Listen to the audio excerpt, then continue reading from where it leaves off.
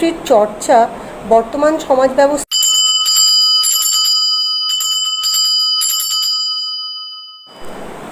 সাহিত্য চিরকালই সমাজের দর্পণ।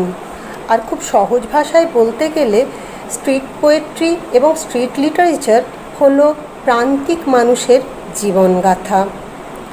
অবিচ্ছিন্নভাবে স্ট্রিট লিটারেচার এবং স্ট্রিট পোয়েট্রির চর্চা বর্তমান সমাজ ব্যবস্থায় অত্যন্ত প্রয়োজন, কারণ এই সাহিত্য চর্চার মধ্যে দিয়ে সমাজের সর্বস্তরের মানুষ, প্রান্তিক মানুষের দুঃখ দুর্দশা, চাওয়া পাওয়া এবং জীবন ধারণের মান সম্পর্কে অবহিত হবেন এবং প্রয়োজনীয় পদক্ষেপ গ্রহণ করা যেতে পারে তাদের জীবন ধারণের মান উন্নতি করার উদ্দেশ্যে।